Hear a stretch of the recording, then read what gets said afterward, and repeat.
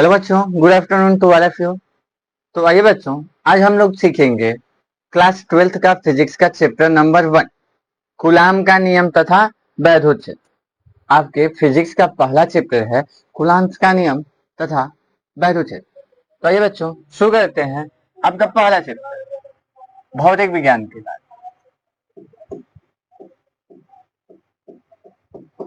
भौतिक विज्ञान, भौतिक विज्ञान यानी फिजिक्स।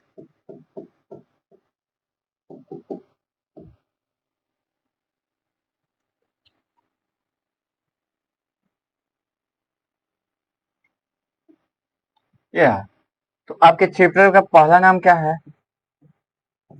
आपका ये पहला चैप्टर कूलाम का नियम, कूलाम का नियम तथा वैधोच्छेद, तथा वैधोच्छेद।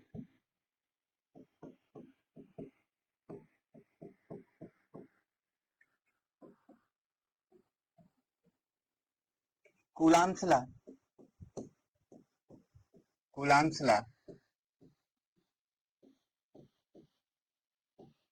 And electric field, and electric field, Coulomb's law and electric field. तो आइए बच्चों, भौतिक विज्ञान के बारे में जान लेते हैं। थोड़ा सा आप लोग 11th क्लास में पढ़ चुके हैं कि भौतिक विज्ञान होता क्या। तो आइए सीखते हैं भौतिक विज्ञान। तो भौतिक विज्ञान को परिभाषित कैसे करेंगे, इसको डिफाइन कैसे करेंगे, तो आप क्या बता सकते हैं कि यह एक विज्ञान की ऐसी शाखा है जिसके अंतर्गत हम प्रकृति तथा प्रकृति में घटित होने वाली किसी भी घटना का अध्ययन करते हैं। उस शाखा को हम भौतिक विज्ञान के नाम से जानते हैं। The branch of science in which we study about branch of science in which we study about physical and the branch of science in which we study about nature and natural events are called physics. Physics की उत्पत्ति जो है Greek भाषा के फ्यूसिस शब्द से हुई है, जिसका अर्थ होता है नेचर या प्रकृति। भौतिक विज्ञान का जनक जो है बच्चों, न्यूटन को कहा जाता है। तो जैसे प्रकृति के अंदर घटित होने वाली घटना कि जैसे क्या हुआ कि सेब जो है पेड़ से गिरा था, तो न्यूटन ने जो है बल की खोज किया था। तो आइए, तो ये भौतिकी के बारे में आपने जाना कि जैसे प्रकाश का परिवर्तन हुआ, प्रकाश का अपवर्तन, प्रकाश का प्रकीर्णन, एक वस्तु की जो है दूसरी वस्तु, एक जगह से दूसरी जगह उसका विस्थापन, ये सब घटनाएं प्रकृति के अंदर घटित हो रही है। तो उन सभी घटनाओं का अध्ययन हम जिसमें करते हैं, उस शाखा को हम भौतिक विज्ञान के नाम से जानते हैं। आइए, आपकी जो है क्लास 12th की फिजिक्स की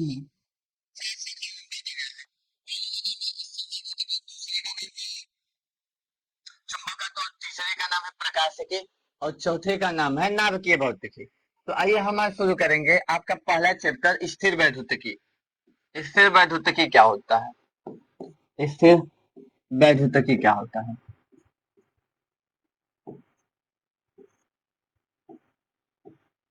स्थिर वैद्युतिकी, इसको हम इंग्लिश में इलेक्ट्रोस्टैटिक्स कहते हैं।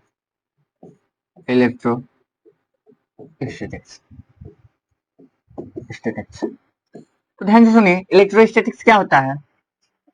यह भौतिक विज्ञान की ऐसी शाखा है जिसके अंतर्गत हम स्थिर आवेशों के गुणधर्मों का अध्ययन करते हैं, उनके बारे में हम पढ़ते हैं। उस शाखा को हम क्या कहते हैं बच्चों? स्थिर वैद्युतिकी कहते हैं। तो the branch of physics, the branch of physics, branch of physics in which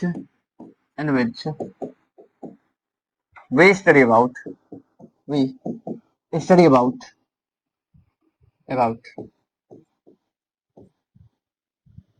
branch of physics in which we study about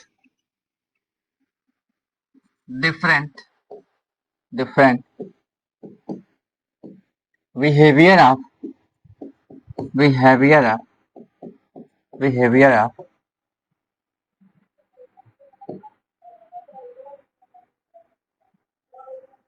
charge in rest charge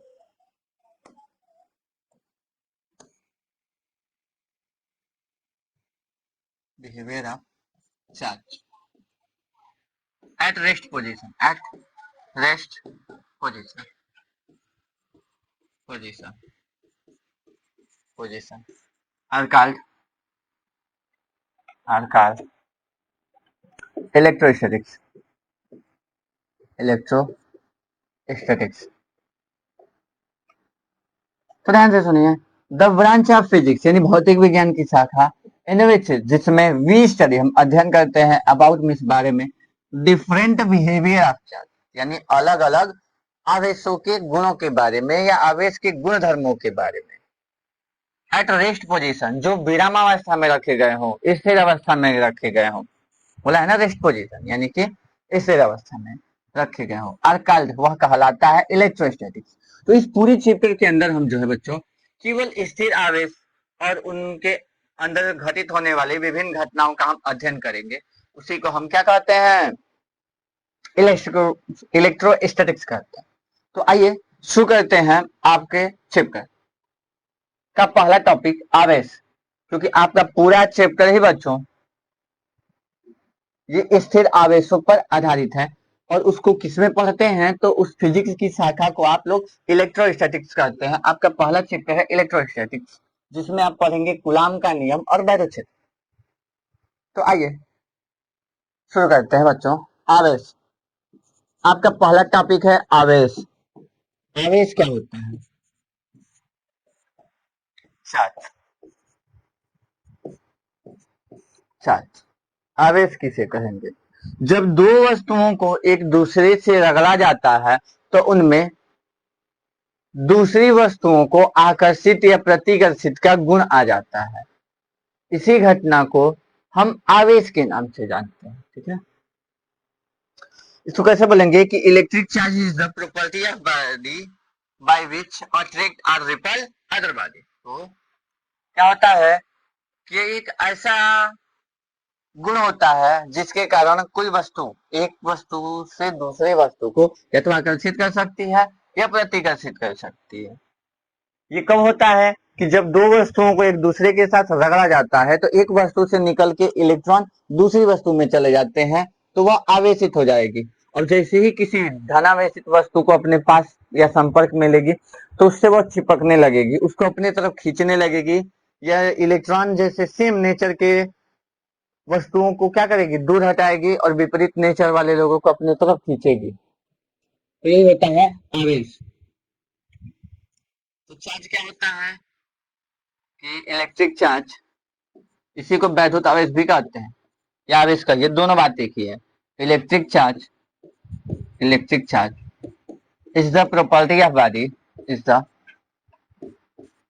properties of body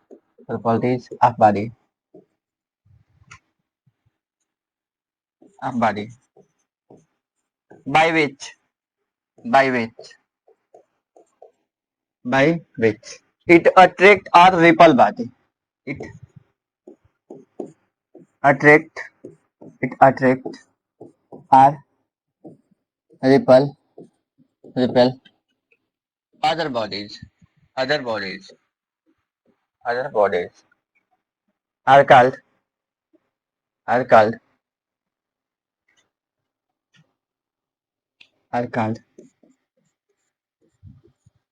electric charge। attract or repel body are called electric charge। other bodies, तो ध्यान से सुनिए, electric charge यानी विद्युत आवेश इस माने है द प्रॉपर्टीज ऑफ बॉडी यानी किसी वस्तु का गुण बाय विच जिसके द्वारा इट अट्रैक्ट या आकर्षित करता है और अट्रैक्ट और यानी या रिपल यानी प्रतिकर्षित करता है अदर बॉडीज दूसरे वस्तुओं को। या दूसरे शब्द में बोल सकते हैं कि charge is the intrinsic property of body by which attract और रिपल अदर बॉडीज।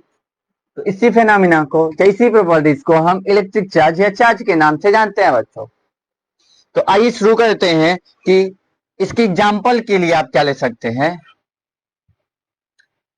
आवेश की उत्पत्ति सबसे पहले जो है बच्चों, एक साइंटिस्ट थे जिनका नाम था डॉक्टर विलियम गिलबर्ट।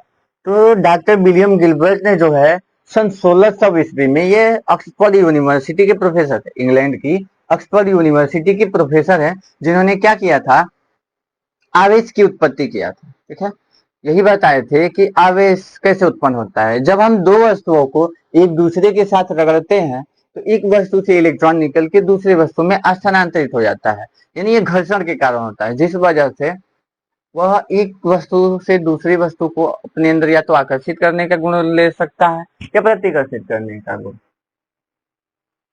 जैसे उदाहरण के लिए आप ले सकते हैं, उदाहरण में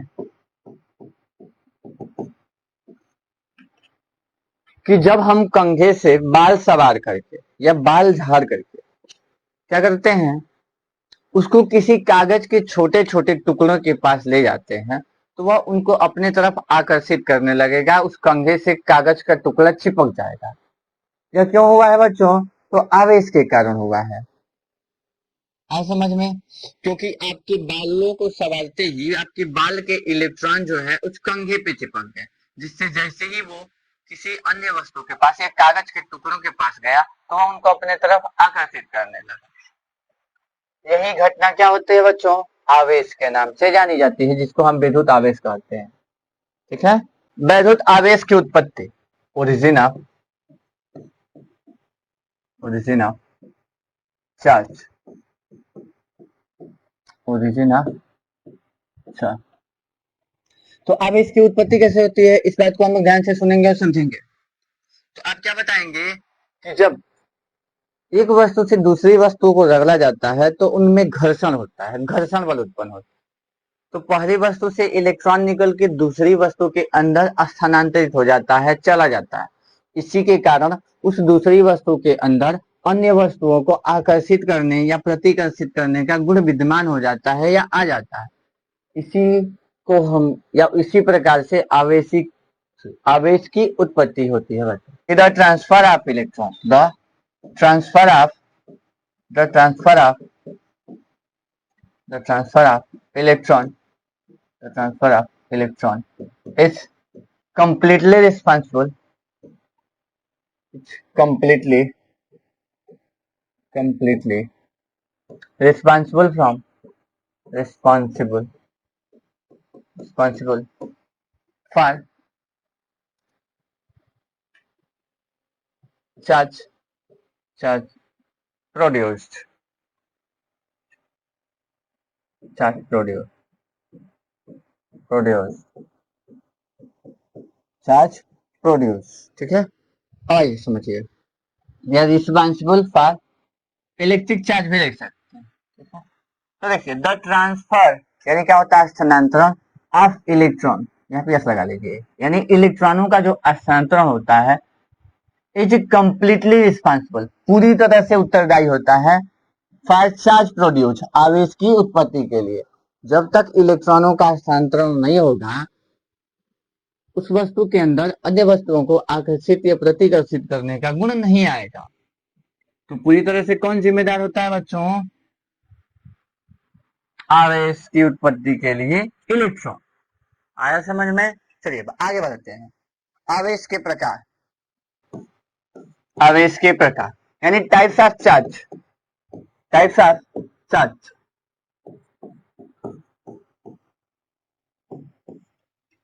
आवेश को जो है बच्चों मुख्यतः दो वर्गों में विभाजित किया गया है, और इसका वर्गीकरण अमेरिकन वैज्ञानिक जेम्स फ्रैंकलिन ने किया था। उन्होंने ही बताया कि आवेश दो प्रकार के होते हैं, एक होता है धनावेशित धनावेश और दूसरा होता है ऋणावेश। यह दो प्रकार के होते हैं, कितने प्रकार के होते हैं, यह दो प्रकार के होते हैं,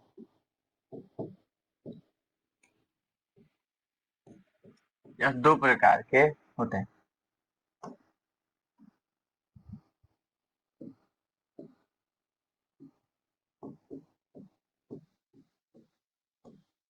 यह दो प्रकार के होते हैं। पहला है धन आवेश।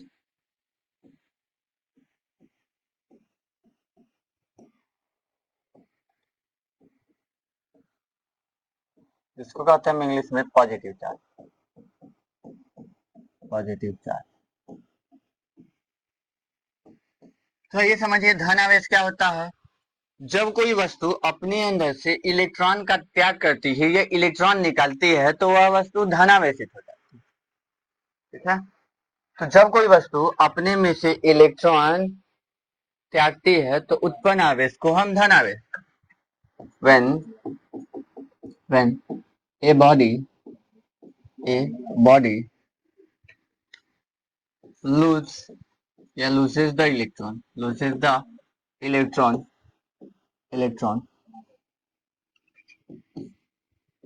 then the charge produced then the charge produced charge produced are called positive charge, are called positive charge।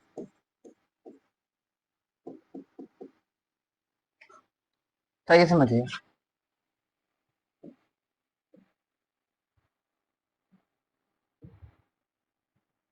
when a body, जब एक वस्तु loses मतलब त्यागती है, loses मतलब त्यागती है द इलेक्ट्रॉन को, देन द चार्ज, देन मतलब तब, द चार्ज प्रोड्यूस तो उत्पन्न होने वाला आवेश आर काल्ड कहलाता है पॉजिटिव चार्ज, जिसको हम धन आवेश कहते हैं। जैसे देखिए यहाँ पर एक वस्तु है, जैसे मान लीजिए कोई भी एक वस्तु है, ए है, इसके अंदर यहाँ इलेक्ट्रॉन थे, एक इलेक्ट्रॉन, दूसरा इलेक्ट्रॉन, तीसरा इलेक्ट्रॉन, 4 इलेक्ट्रॉन, और इसके अंदर ऐसे ही 4 प्रोटॉन थे। तो ये वस्तु देखो 4 इलेक्ट्रॉन 4 प्रोटॉन, ये वस्तु क्या है, उदासीन है, न्यूट्रल है। क्या है, न्यूट्रल। जब किसी भी वस्तु में नंबर ऑफ प्रोटॉन और नंबर ऑफ इलेक्ट्रॉन सेम होंगे या इसके अंदर बराबर संख्या में होंगे तो हम कह सकते हैं यह क्या है, न्यूट्रल है, उदासीन है। तो जब ये वस्तु अपने में से एक इलेक्ट्रॉन या 2 इलेक्ट्रॉन को इजेक्ट कर दे, निकाल दे या लूज कर दे, जैसे 2 इलेक्ट्रॉन इसने निकाल लिया, अब इसके पास 2 इलेक्ट्रॉन बचेंगे, तो ये वस्तु क्या हो जाएगी, धनावेशित हो जाएगी, क्योंकि इसके अंदर अब इलेक्ट्रॉन 2 हो गए और प्रोटॉनों की संख्या कितनी हो गई, 4, क्योंकि 4 प्रोटॉन तो थे ही, इनमें कोई चेंज नहीं, बस ये इलेक्ट्रॉन, इसने 2 इलेक्ट्रॉन अपने में से क्या कर दिया है, निकाल दिया है। तो ये वस्तु क्या हो गई, पॉजिटिव चार्ज, इस पे धन आवेश आएगा। ये 2 इलेक्ट्रॉन निकालेगी तो 2 चार्ज आएगा, जब 1 इलेक्ट्रॉन निकालती है तो 1 आएगा। ठीक होती है। तो जब कोई भी वस्तु अपने में से इलेक्ट्रॉन त्यागती है या इलेक्ट्रॉन को निकाल देती है तो उत्पन्न होने वाला या जिस आवेश की उत्पत्ति होती है उसको हम धन आवेश या पॉजिटिव चार्ज के नाम से जानते हैं बच्चों। आइए आपका एरर देखते हैं हम लोग। तो चलिए अब धन आवेश के बाद है दूसरा ऋण आवेश। ऋण आवेश क्या होता है, ऋण आवेश, ऋण आवेश किसे कहते हैं, जिसको हम इंग्लिश में नेगेटिव चार्ज कहते हैं। नेगेटिव चार्ज, तो ये नेगेटिव चार्ज क्या होता है बच्चों, जब कोई वस्तु अपने अंदर इलेक्ट्रॉन ग्रहण करती है तो उत्पन्न होने वाला आवेश जो है बच्चों ऋण आवेश के नाम से जाना जाता है। तो जब किसी भी वस्तु में इलेक्ट्रॉन बाहर से आ जाते हैं तो उसने जो इलेक्ट्रॉन क्या किया, ग्रहण किया, तो उसके कारण उसके अंदर जो आवेश की उत्पत्ति होगी या जो नेचर आएगा उसको हम ऋण आवेश के नाम से जानते हैं। ठीक है। When a body except the electron, when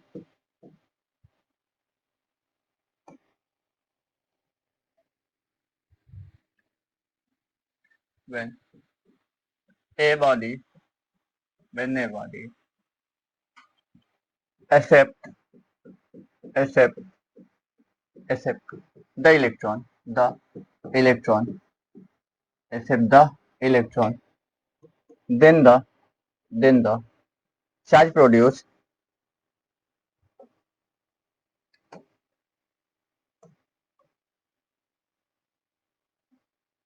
then the charge produced then the charge produced are called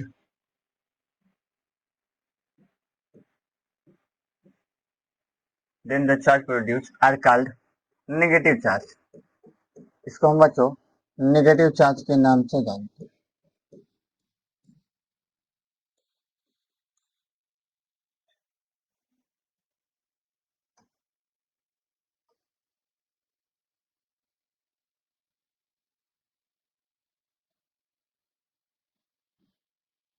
When a body जब एक वस्तु accepts यानी ग्रहण करती है, accept मतलब ग्रहण करती है इलेक्ट्रॉन को, द accept द इलेक्ट्रॉन यानी इलेक्ट्रॉन को, द चार्ज प्रोड्यूस तो उत्पन्न होने वाला आवेश, प्रोड्यूस्ड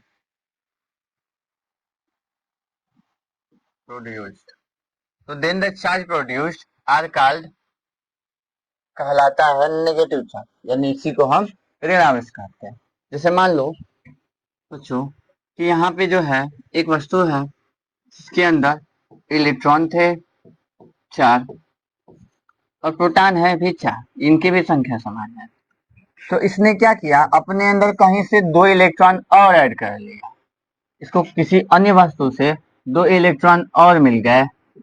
तो अब यहाँ पे क्या हो गया, इलेक्ट्रॉनों की संख्या बढ़ गई ना, पहले 4 थे अब यहाँ पे इलेक्ट्रॉन 6 हो गए और प्रोटॉन तो 4 ही है। इसके पास कितने इलेक्ट्रॉन आए हैं, 2 इलेक्ट्रॉन। इसने कितना इलेक्ट्रॉन लिया है, किसी से 2 इलेक्ट्रॉन लिया है, तो आप कह सकते हैं कि इस पे 2 नेगेटिव का चार्ज आएगा। ठीक है, इसके पास इसने 2 इलेक्ट्रॉन किसी से लिया है, ये कर्जे में डूबा हुआ है। आप ये भी बोल सकते, इसने क्या किया, अपने में 2 इलेक्ट्रॉन को ऐड किया। जब इसने क्या किया कि यहाँ पर 2 वस्तु है, एक वस्तु ए हो, इसको कहीं बाहर से 2 इलेक्ट्रॉन मिल गए, इसने 2 इलेक्ट्रॉनों को ग्रहण कर लिया।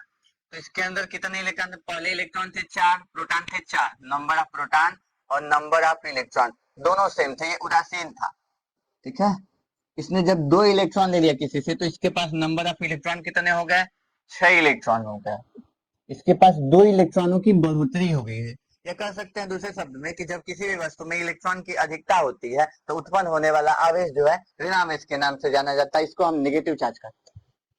इसको इंग्लिश में कैसे बोलेंगे कि when a body accept the electron then the charge produced are called negative charge। वो ऑब्जेक्ट क्या हो जाती है, नेगेटिवली चार्ज हो जाती है।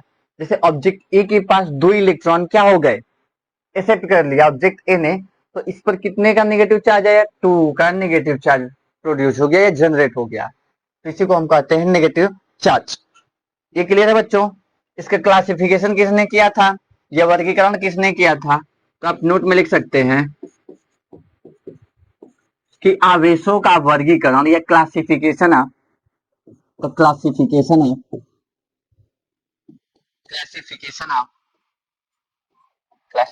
Of charge of charge charge by James Franklin Franklin James Franklin. तो जेम्स फ्रैंकलिन ने जो है बच्चों आवेश का वर्गीकरण किया था, जेम्स फ्रैंकलिन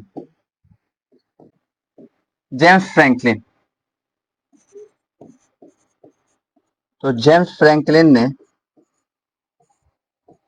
आवेश का वर्गीकरण किया।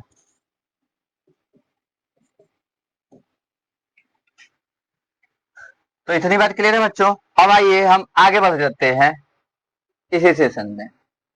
अब आप एक टॉपिक पढ़ेंगे नेक्स्ट, अगला है वैद्युत आवेश संरक्षण का नियम।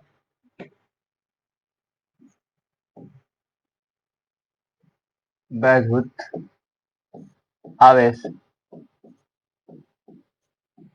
संरक्षण का नियम, वैद्युत आवेश संरक्षण का नियम।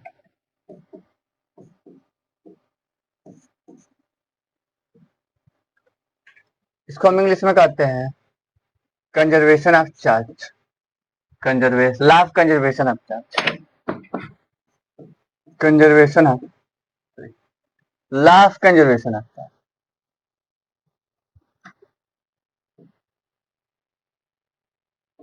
Law of conservation of charge, law of conservation of charge, law of conservation of charge.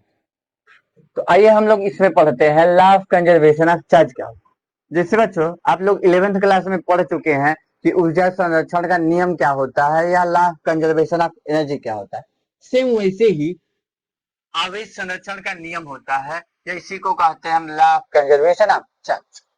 तो आइए सुनते हैं और इसको सीखते हैं कि आवेश संरक्षण का नियम क्या होता है या इसमें क्या कहा गया है। जैसे ऊर्जा संरक्षण में कहा गया है कि ऊर्जा को ना तो हम नष्ट कर सकते हैं ना तो उत्पन्न कर सकते हैं, इसे केवल एक रूप से दूसरे रूप में बदल सकते हैं।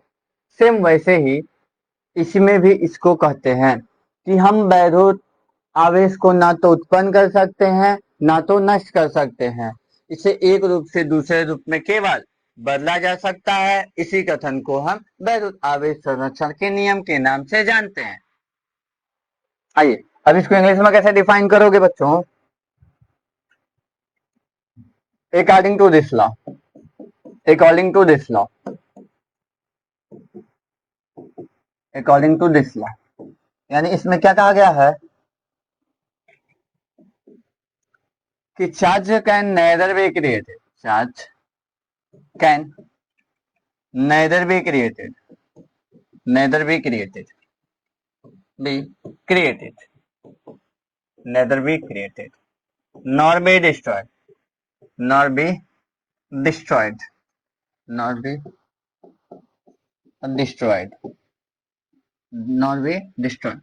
It can only, it can only, it can only be transformed, transformed,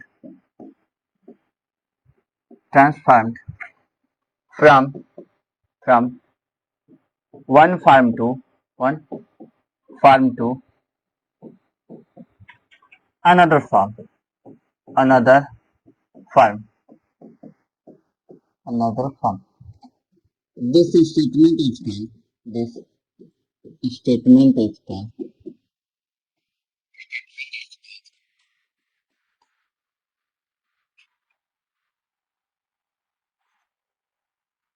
law of conservation of charge.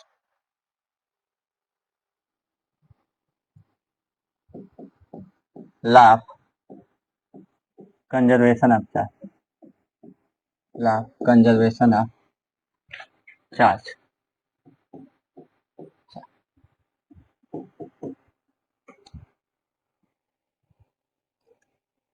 आवेश संरक्षण का नियम क्या है, ध्यान से सुनिए। चार्ज कैन, चार्ज मतलब होता है आवेश, can neither be created, neither B का मतलब होता है न तो, इसका मतलब क्या होता है न तो।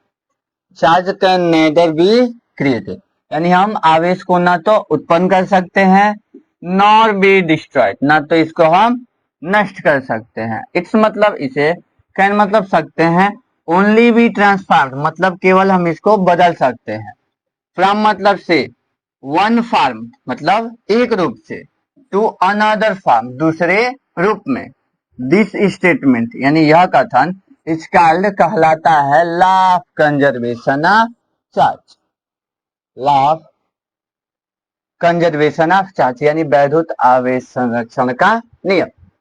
तो इससे क्या कैलकुलेशन निकला बच्चों कि आवेश को ना तो हम उत्पन्न कर सकते हैं ना तो नष्ट कर सकते हैं, इसे केवल एक रूप से दूसरे रूप में बदल सकते हैं। जैसे आप देखे होंगे कि आपकी बैटरी अगर फुल्ली चार्ज है तो जब तक आप उसको खर्च नहीं करेंगे तो वैसे ही उस बैटरी के अंदर आवेश स्टोर होगा, संरक्षित रहेगा, वो अपने आप खत्म नहीं होगा।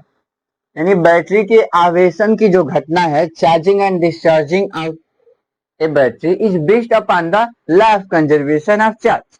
या कह सकते हैं कि जो आवेश के संरक्षण का नियम है उसी के आधार पर बैटरी चार्ज होती है और डिस्चार्ज होती है।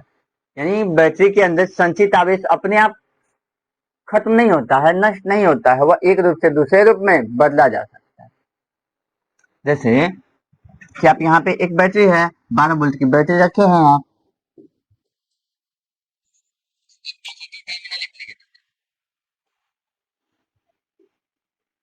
ये बैटरी है, मान लीजिए बैटरी है, बैटरी 12 वोल्ट की एक बैटरी है। इस 12 वोल्ट के बैटरी के अंदर आवेश संरचित है। जब तक आप इस आवेश को खत्म नहीं करेंगे, खर्च नहीं करेंगे, यानी यहाँ पर जब तक आप इस बैटरी के द्वारा दो तारे से निकाल के जब तक आप बल्ब नहीं जला लेंगे, बल्ब, जब तक आप बल्ब नहीं जलाएंगे, तो इस बैटरी के अंदर का जो चार्ज है वो क्या होगा, संरक्षित रहेगा, कंजर्व रहेगा। तो आप कह सकते हैं कि आवेश ना तो अपने आप नष्ट होता है, ना तो अपने आप उत्पन्न होता है, इसे केवल एक रूप से दूसरे रूप में बदला जा सकता है। इसी कथन को हम law of conservation of charge कहते हैं। तो आइए अब आगे बढ़ते हैं। इस नियम का जो है ना बच्चों, प्रकृति की किसी भी घटना में उल्लंघन नहीं हुआ है। आप कह सकते हैं कि यह नियम कहीं भी गलत साबित नहीं हुआ है प्रकृति के किसी भी घटना में, यानी नेचर में किसी भी इवेंट के अंदर यह लॉ जो है बच्चों फॉल्स नहीं हुआ है, ये ऑलवेज ट्रूथ है फॉर एनी कंडीशन। तो आइए अब आगे बढ़ते हैं बच्चों हम लोग। एक नोट था कि बैटरी के आवेशन की घटना, यहाँ पे आप लिख लीजिएगा कि बैटरी के आवेशन की घटना, बैटरी के आवेशन की घटना, बैटरी के आवेशन की घटना आवेश संरक्षण के नियम पर, आवेश संरक्षण के नियम पर, संरक्षण के नियम पर, नियम पर आधारित है, पर आधारित है, यह बोल सकते हैं।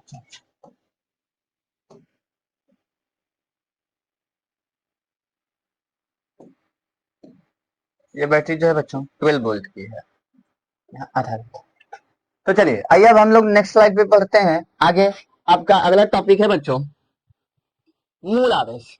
ये बहुत ही इंपॉर्टेंट टॉपिक है, आपके बोर्ड एग्जाम में यहाँ से एक एक नंबर के ऑब्जेक्टिव क्वेश्चन बनते हैं।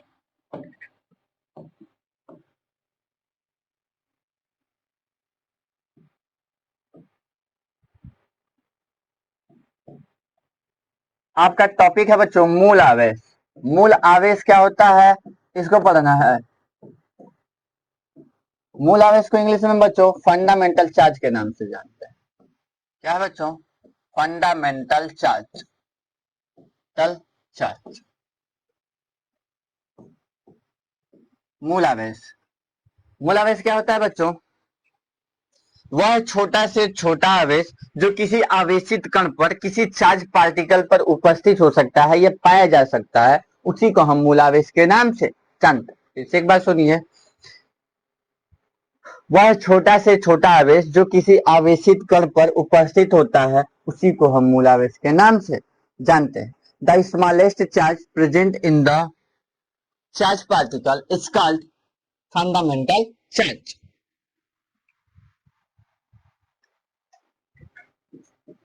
The smallest charge, the smallest charge, the smallest charge is present, is present, the smallest charge is present upon the, upon the, upon the, present, present on the charge particle, on the charge particle, particle, on the charge particle are called, are called fundamental charge, fundamental charge, fundamental charge।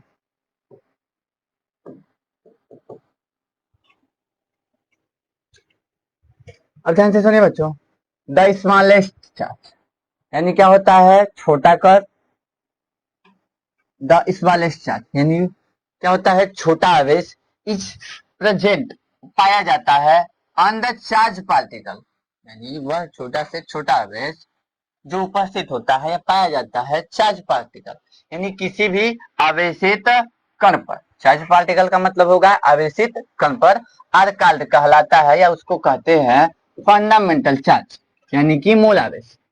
तो प्रकृति के अंदर जो है ना बच्चों, अब तक इलेक्ट्रॉन से छोटा आवेशित कोई कण नहीं है, क्योंकि अन्य भी जो आवेशित कण है, जैसे मूल कण होते हैं इलेक्ट्रॉन, प्रोटॉन और न्यूट्रॉन, ये 3 आवेशित मूल कण पाए जाते हैं। इनके अतिरिक्त भी कुछ कण मौजूद हैं जिन पर एक निश्चित आवेश नहीं है, उनके अंदर जो या उन पर जो आवेश है ना वो p/q इंटीजर के फॉर्म में नहीं पाया जाता है। ठीक है,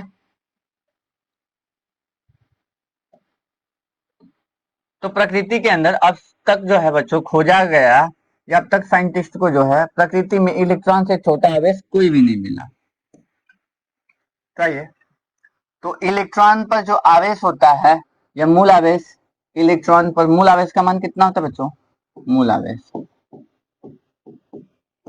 आवेश का जो मान होता है 1.6 इंटू 10 के घात 19 कूलम, इतना होता है,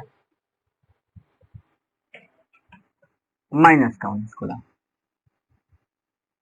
माइनस का 19 कूलम। ये किसका ये आवेश होता है तो बच्चों? इलेक्ट्रॉन का।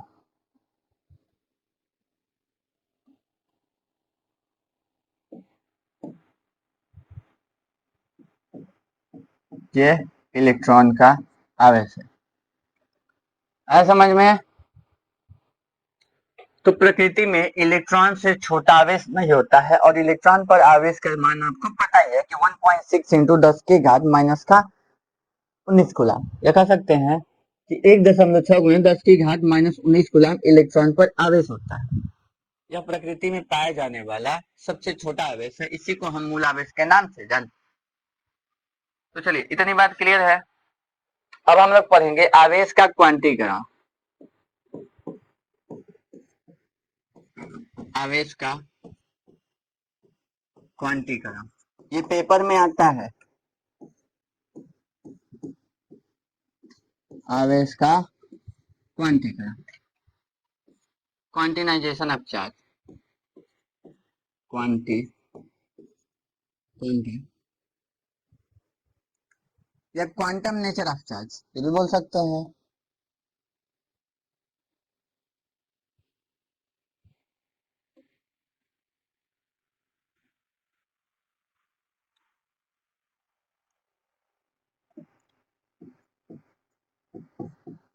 क्वांटम नेचर ऑफ चार्ज यानी आवेश की क्वांटम प्रकृति भी बोल सकते हैं आप इस बात को। तो आवेश की क्वांटम प्रकृति में क्या है कि वैद्युत आवेश को जो है हम विभाजित नहीं कर सकते, वैद्युत आवेश को हम विभाजित नहीं कर सकते हैं।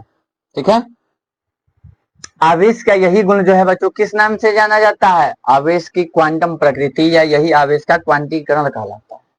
ठीक है, वैसे सुनिए, वैद्युत आवेश को हम विभाजित नहीं कर सकते हैं, यानी बांट नहीं सकते हैं। जैसे आवेश है, क्या होगा, 1 कूलम है, 2 कूलम है, 3 कूलम है, किसी भी आवेशित कण पर जो आवेश है वो ऑलवेज पॉजिटिव या निगेटिव इंटीजर के फॉर्म में पाया जाता है, उसको आप फ्रैक्शन के फॉर्म में नहीं कर सकते हैं या उसको बदल नहीं सकते हैं। तो इसी कथन को या यही गुण कहलाता है आवेश का क्वांटीकरण। चलिए सुनते हैं। Electric charge, the electric charge, the electric charge never never be divisible, never be divisible, divisible, this property of charge, property of charge, property of charge, property of charge is called, property of charge is called quantization of charge, quantization of charge, quantization of charge। यह जो है बच्चों आवेश का क्वांटीकरण प्रकृति कहलाता है, ठीक है, ये क्वांटम प्रकृति कहलाता है। क्या बताया गया है कि द इलेक्ट्रिक चार्ज यानी वैद्युत आवेश नेवर बी डिविजिबल, कभी भी विभाजित नहीं होता है, मिस फ्रीक्वेंसी यानी यही गुण ऑफ चार्ज आवेश का, इसका कहलाता है क्वांटिनाइजेशन ऑफ चार्ज, यानी इसी को हम आवेश का क्वांटम प्रकृति कहते हैं। इसी को हम आवेश का क्या कहते हैं बच्चों, क्वांटम प्रकृति कहते हैं। तो आइए अब सुनते हैं, इसी गुण को हम क्या कहते हैं, आवेश का क्वांटीकरण कहते हैं। फिर से एक बार सुन लीजिए, थोड़ा बोथ साइड खिसक गया। द इलेक्ट्रिक चार्ज यानी वैद्युत आवेश नेवर बी डिविजिबल, यानी हम विद्युत आवेश को, ये जो इलेक्ट्रिक चार्ज होता है उसको डिविजिबल ये विभाजित नहीं कर सकते हैं। दिस प्रॉपर्टीज ऑफ चार्ज यानी आवेश का ये जो गुण होता है इसका कहलाता है क्वांटिनाइजेशन ऑफ चार्ज, यानी आवेश का क्वांटीकरण का नेचर कहलाता है, ठीक है, या क्वांटम नेचर ऑफ चार्ज कहलाता है, ठीक है। जैसे मान लो कि इलेक्ट्रॉन पर आवेश है किसी ऑब्जेक्ट पर, जैसे इलेक्ट्रॉन पर जो आवेश है वो पॉजिटिव इंटीजर में होगा चाहे नेगेटिव इंटीजर में होगा, यानी किसी ऑब्जेक्ट पर, किसी भी ऑब्जेक्ट के अंदर जो इलेक्ट्रॉन पे आवेश होता है वो पॉजिटिव नेचर में होता है, -2 होगा। जैसे मान लो यहाँ ए है तो इस ए पे 2 इलेक्ट्रॉन हो गया, बी पे जो है -3 हो गया, इस फॉर्म में ये पाया जाएगा। यह जो है जैसे मान लीजिए कि 2/3 यानी इसके रूप में ये नहीं पाया जाएगा, ये ऑलवेज पॉजिटिव या नेगेटिव इंटीजर के फॉर्म में पाया जाएगा, नेचुरल नंबर के इंटीजर फॉर्म में होगा, नेगेटिव या पॉजिटिव के फॉर्म में इस किसी भी ऑब्जेक्ट पे या किसी भी पार्टिकल पे क्या होता है, चार्ज प्रेजेंट होता है। वह जो है 2/3 यानी फ्रैक्शनल नंबर में या रेशनल नंबर के फॉर्म में एग्जिस्ट नहीं करेगा। इसी नेचर को हम क्वांटम नेचर ऑफ चार्ज के नाम से जानते हैं बच्चों, ठीक है। तो किसी वस्तु पर कुल आवेश कितना होता है, किसी वस्तु पर कुल आवेश, किसी वस्तु पर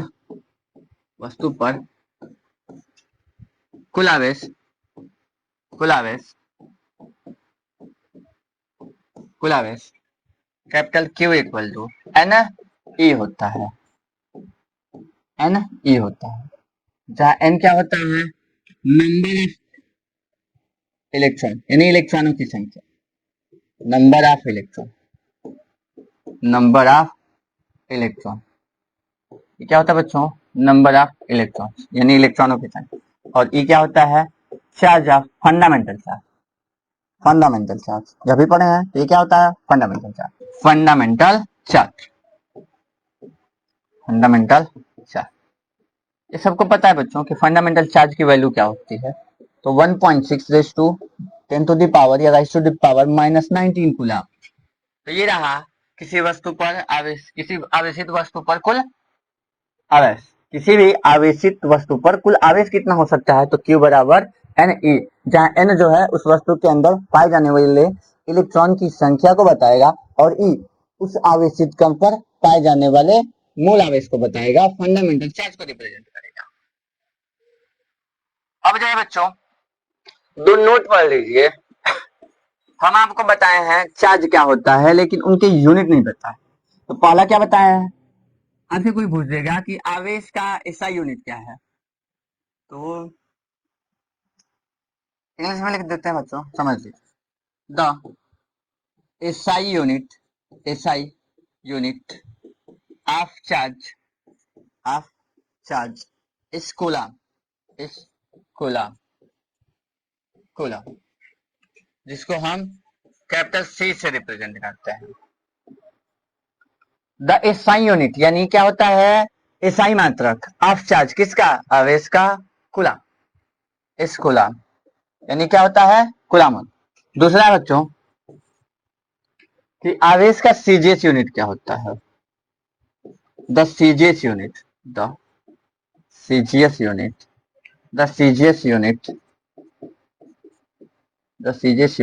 of charge is the CGS unit of charge is Franklin,